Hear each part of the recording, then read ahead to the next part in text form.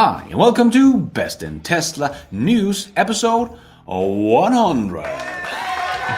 And I just passed 69,420 subscribers. That's the number to celebrate. And welcome to a whole new year of excitement. 2022 is gonna be an epic year for Tesla. Trust me. And I think we had a lot of fun and great news in 2021, and we will soon have all the exact numbers from Tesla, but it will all pale in comparison to what 2022 has in store for us. So buckle up, because we are in for one heck of a ride here in 2022.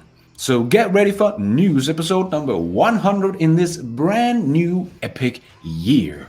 In this brand new epic studio. So, let's check it all out and let's dive right in.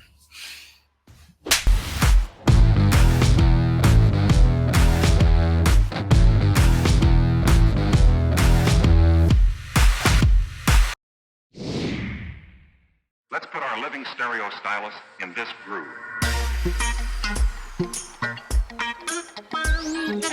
Well, we should get some delivery numbers from Tesla today here on the 2nd of January. And Wall Street estimate here in Q4 is about 265,000 units, but as usual I think they are way too low here, and I hope Tesla can get over that magic number of 300,000. That would just be awesome.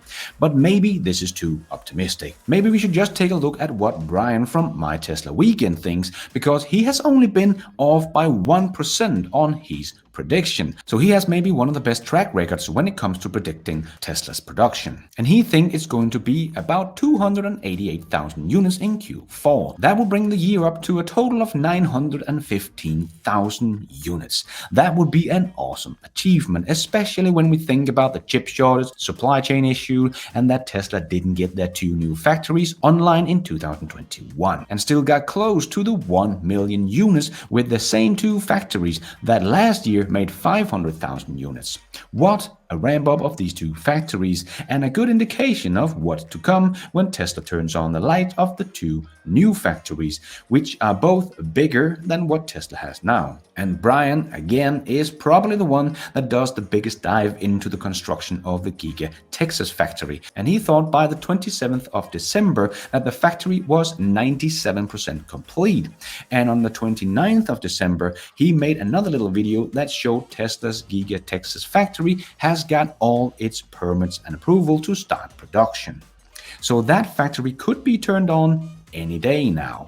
Meanwhile, Tesla is still waiting for approval for starting production in the Berlin factory that has been ready to go for a couple of months. We did actually also see a Model Y performance model being transported from the Berlin factory this week, and we did also see pictures of the made in Germany Model Y in Norway that was doing some winter testing. So we do know they are ready to go whenever they get the approval. So yeah, I don't think Tesla will build another Gigafactory in Germany. I think Germany kind of blew that one with all their bureaucracy. Just like this chart shows very beautifully that Germany does use as much on R&D as the US when compared to the country's GDP. But as you can see, Germany just doesn't execute very well because of all their bureaucracy. But eventually they will get all the approvals there as well, and 2022 is going to be an exciting year for Tesla with these 2 new factories coming online. And we have seen through the whole year of 2021 more and more haters becoming believers. People are starting to get it, and we did end the year off with yet another one which simply had to say, I am an Elon fanboy. And that was no other than Joe from CNBC. Take a listen to this one. Now estimates his net worth, Musk, at about $279 billion. All I can take, Kayla, just to not go, I think I have. I haven't prevented it, to go full fanboy. I'm sorry. I can't. He's 50 years old. He sold his first video game that he designed writing code when he was 12 years old, 50 now, and just so fearless and so unwoke. And I don't know. I'm a fanboy. I'm sorry. I am. I admit it. Is that wrong? If loving there, him, you said it. If you loving said him, it. If loving him is wrong, I don't want to be right. You don't want to be right? No. I think he's awesome. I like the flamethrower too. That drove Andrew crazy. I mean, the minute, and I think that's when I really started loving him. I haven't bought one, although if you've seen Once Upon a Time in Hollywood, they come in handy occasionally. Coming up. You see a little bit of yourself in him. In Elon Musk? Or you would like to? I see zero of myself in him. He was. I had even more time to do something, and here I sit. And he's that 280 There's billion. still time, Joe. Yeah, there's still time. And he did also roast Gordon Johnson on CNBC and ask what Gordon was smoking. But you know you can count on Stephen McRyan from Solving the Money Problem to do a great roast of Gordon Johnson, and he has done exactly that. So if you want to see Stephen roast Gordon, I will leave a link down below. But it looks like Tesla China is doing their part to get the delivery numbers over that 300,000. Because we don't have the official numbers yet from Chinese Passenger Car Association, but Tesla China analyst here has provided accurate figures on Chinese deliveries in the past, and we did also see some great videos from Wuwa that showed that Tesla is making a Model 3 about every 45 seconds, so the production seemed to be going smoothly. So if this is true, Tesla China is going to not only break the previous record of 52,000 cars delivered domestically in China in a month, but it is going to blow the old record to pieces, because Tesla China analysts tweeted that Tesla might have delivered 70,500 units. So if this is true, Tesla could get close to the 300,000 units sold in Q4. I don't think I have seen many guesses of over 70,000 from China. Rob Maurer from Tesla Daily had his estimate at 62,000 for Chinese production and has a total production numbers of Q4 at about 295,000 units. So if we do have over 70,000 deliveries, well, Tesla could very well just get over the 300,000 deliveries. That would just be amazing, and what a start to 2022. But we should know later today, as Tesla should release their sales numbers today. But I know people have a tendency to compare to the last quarter, like comparing Q4 to Q3 numbers, and because of Tesla's insane growth, it still looks great, but the real comparison would be to Q4 of 2020, of course, and there Tesla sold just above 180,000 units, and 1 year later they sold close to 300,000. That would be a 65% growth in that quarter alone. Very impressive, and that should also get Tesla China very close to the 500,000 deliveries in 2021 in China alone. So that factory in Shanghai alone is going to produce as many cars as Tesla delivered in total in 2020. Now that is an impressive ramp of one single factory. And Tesla is about to open 2 new factories any day now and do the same kind of ramp in these 2 factories this year. Man, 2022 is going to be so exciting. But no matter what, Q4 of 2021 will be yet another record for Tesla, just growing like crazy and selling every single car they make. But Volkswagen is not doing that great in China, as I have reported on before. And now Alex shared on Twitter that Herbert Diess has said, we need to leverage Chinese speed and local technology platform to stay globally relevant in new auto. Volkswagen will miss its target of selling 100,000 IDs in China and has a new target of 160,000 for the entire 2022. So a little more in a year than what Tesla sells in China in a quarter. So I guess it will not be in 2022 either that Volkswagen will catch up to Tesla. And in Europe, Tesla has also shown that even with all this competition coming, Tesla is still growing like crazy and has the best-selling EV in Europe. We are still missing a lot of data from many countries here in Europe to have the final numbers for 2021, but no matter what, there is no doubt whatsoever that Tesla Model 3 will be Europe's best-selling EV of 2021, with almost twice the amount of units sold than number 2 on that list, and that is the little Renault Zoe. And despite that the Model Y first came to Europe on the August the 24th, it still ended up being the 13th best-selling EV in Europe in 2021. Just amazing. And the Tesla Model 3 actually sold about 20,000 more units in 2021 than in 2020, where the number 1 from 2020 the Zoe dropped about 37,000 units. Volkswagen's ID.3 actually also sold a little less than 2020, and that's despite it only being out in Europe from September in 2020. So the ID.3 sales has really dropped out of the sky compared to 2020. Even with the whole year of 2021 against only 4 months of 2020, the ID.3 didn't manage to grow its sales numbers in its home turf. And last year's king in Norway, the Audi e-tron, also dropped from 29,000 in 2020 to about 20,000 in 2021 here in Europe. Audi did of course get a lot more models out in 2021. In 2020 they only had 4 electric Audis out, but here in 2021 they had about 10 different models of their e-trons, but have only sold about 6,000 more units in 2021 compared to 2020. So a great example of it is not about how many models you can create, it's about how many units you will be able to produce and sell. The Tesla Model 3 alone has sold more units than Audi's 10 models combined here in Europe in 2021. So like I said 1 year ago, Volkswagen don't have the batteries to produce much more than 400,000 EVs in 2021. And it seems they're going to be around 430,000. So I was pretty accurate on that one. So even though the demand for EVs are there, the old legacy automakers are not producing many of them. And every one of the legacy automakers are talking about how surprised they are of the big demand of their EVs. Well, it doesn't come as a surprise for me, and I'm just a random YouTube guy. The legacy automakers research team should be very embarrassed by not seeing this coming. But anyway, even though the competition came in big time here in 2021 with a lot of different models, well, no one is able to produce EVs at a scale anywhere near Tesla's capacity. And that is why if you, for example, here in Denmark, try to order the Skoda Enyaq, you will get it in 1 year from now. So yes, the competition came for real in 2021, but it only showed just how far behind Tesla they really are. And I'm not talking about the car, I'm talking about them being able to produce EVs at scale. No one is even close to Tesla. And here in 2022, well, Tesla will just pull further away.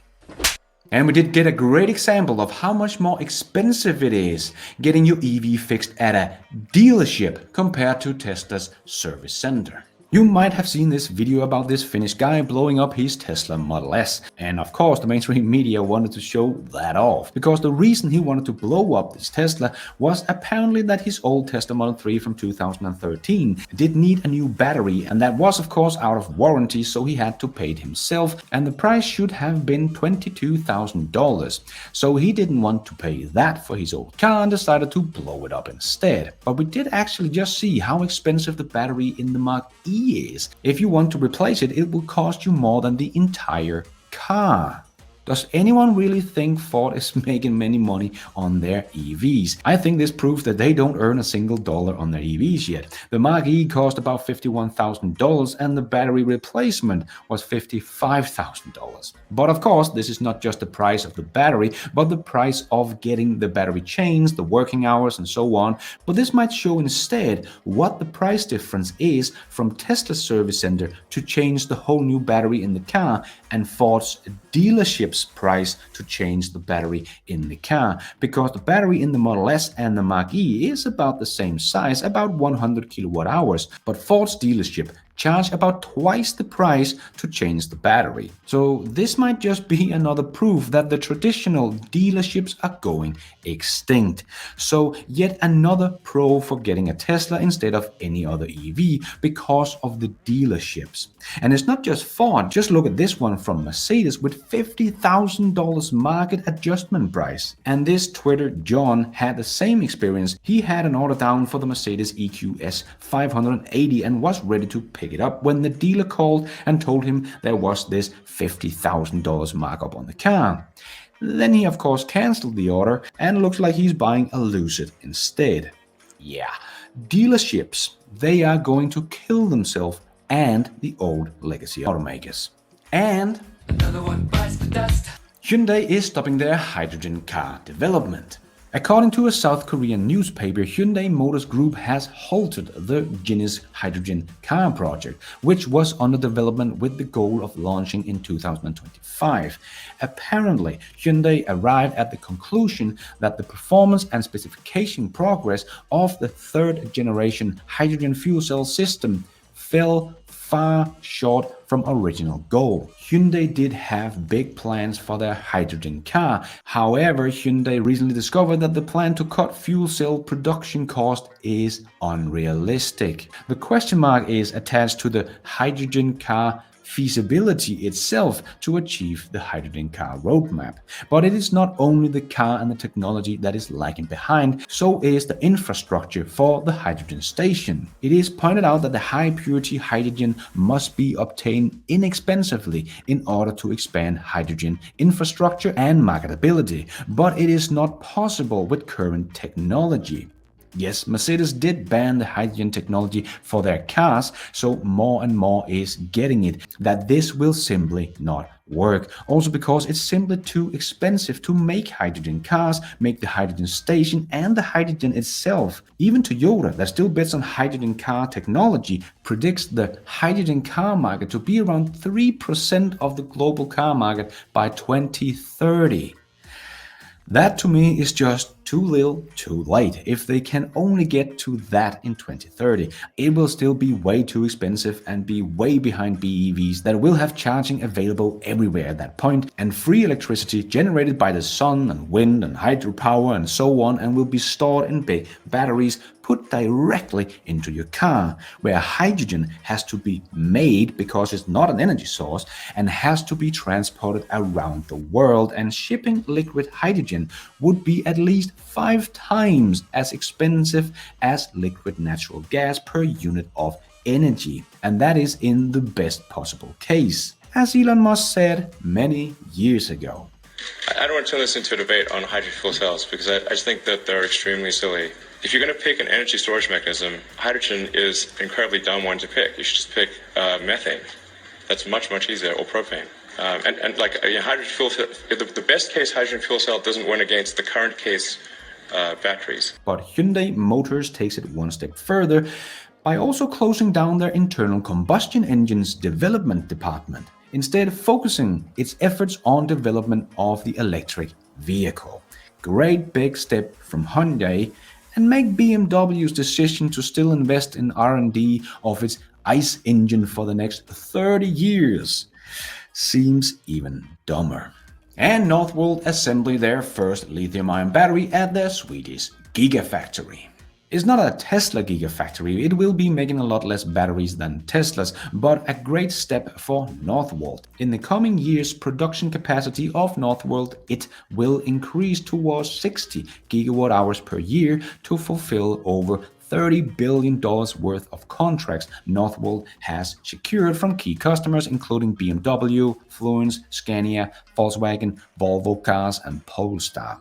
So those 60 gigawatt hours are not going to just Volkswagen, but have to be split between 6 customers. So Volkswagen will get something like 10 gigawatts out of this deal. So it puts it a little in perspective to what Tesla is doing in Berlin, where Tesla will produce upwards to 250 gigawatt hours, and all of those gigawatt hours are going to Tesla themselves. And remember, Northvolt started construction of this battery factory in October 2019, so over 2 years ago. In that time, Tesla has built 2 gigafactories that will produce both cars and batteries. And the battery part of the factory in Berlin is not done yet, but the production line of the battery should be pretty much ready to go at Giga, Texas. And that factory will also be producing at least the same amount of batteries as Berlin, but probably more. But these 2 factories will end up producing something like 500 gigawatt hours a year. And Tesla will of course get all of those batteries themselves, and it has taken Northvolt 2 years to build 1 factory,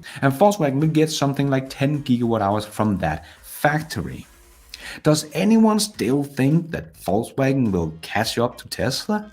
This is just such a good example of how Tesla can build a factory faster than anyone on the planet, and Tesla can produce more batteries in a smaller factory than even some of the best battery manufacturers in the world. Just like their factories can produce more cars in smaller factories than any other car manufacturer in the world. Tesla is just so much more than just a car company. It is head and shoulders above everyone else in manufacturing and building factories. Mind-boggling.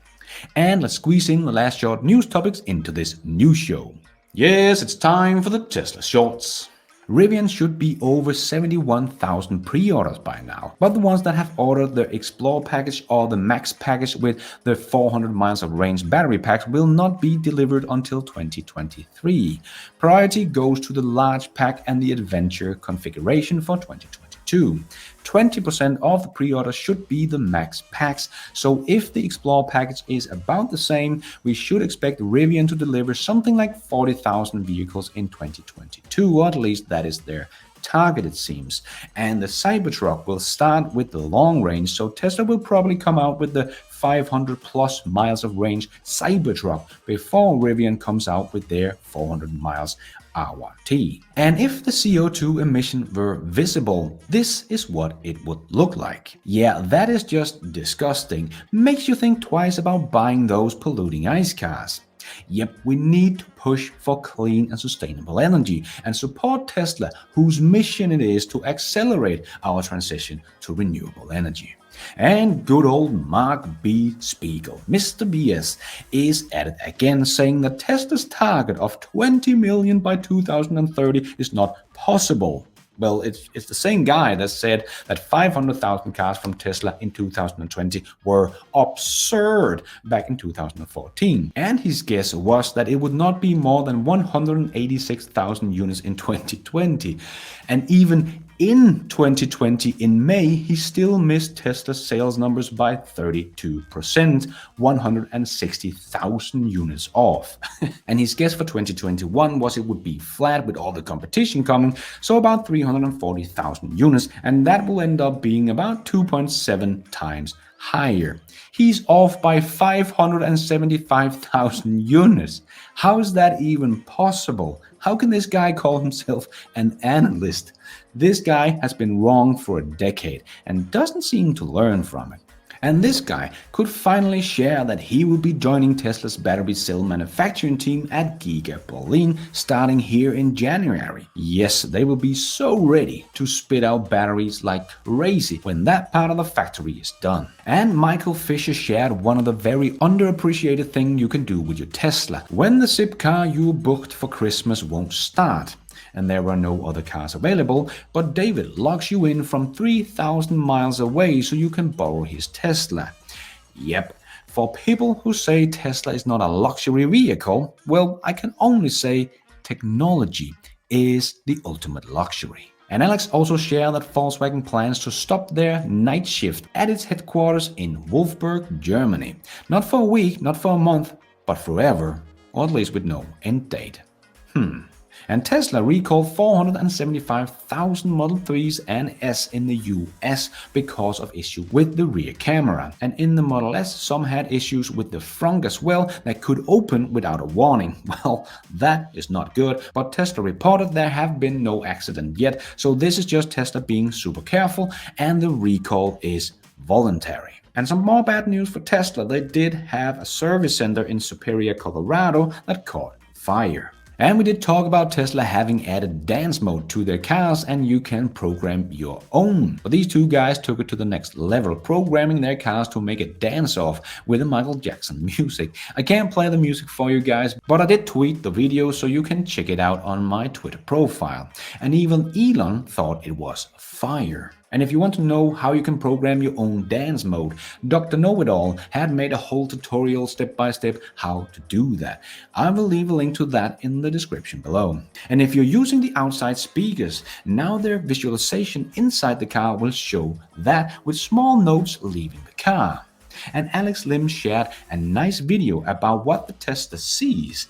here in a very busy street with cars, traffic lights and a lot of pedestrians. Now that is just cool. And if you have some issues with some of the new user interface in the Tesla, like Tesla Raj had tweeted about, well, Elon did reply to Tesla Raj, many user interface improvements coming. Nice. And Tesla has started production and delivering Model 3s and Ys vehicles equipped with the AMD-powered MCU3 infotainment system in North America. So more power for your infotainment. And I of course have a lot more great stuff coming for you guys. We are not done looking back at 2021, we are also still missing some of the numbers, and of course we will still have to make some predictions about 2022. And I will also soon have a new guest on the show where we will talk a bit about 2021 and look into the future, so stay tuned for that. So a lot of great new stuff is coming here in 2022 on Best in Tesla. And before we end off with a bit of fun, I just want to make a quick shout out to my newest patrons and members of this YouTube channel. My new patrons: Jeremy Oates, Mark Stefansson, Mark Ricardson, Manuel Schafter, Dawn Landis, Bruce McKean, Jens Lau, Heath, Daniel Roy, Michelle DeBoer, Rodney Buckingham, George Budwick, and Keith Allen. And my new thank you for watching members: Webnutzer Gminschaft or something like that, Howard Holt, Mikael Krauschik, and Ran Harper. Thank you all so much for your support. I am doing this all by myself, but you guys are all the producers of this show. Thank you. And a big thanks and special shout out to Supporter of the Week. And this being news episode number 100, I will pick 2 winners of Supporter of the Week. And the first winner is Bjarne Søgaard, one of my thank you for watching members. And Bjarne, thank you for your support. And the other winner is Hugh O'Neill, one of my Best in Tesla superheroes. Thank you so much for all your support. Please contact me on this email so I can get your contact details and send you your free t-shirt or mug of your choice. Thank you.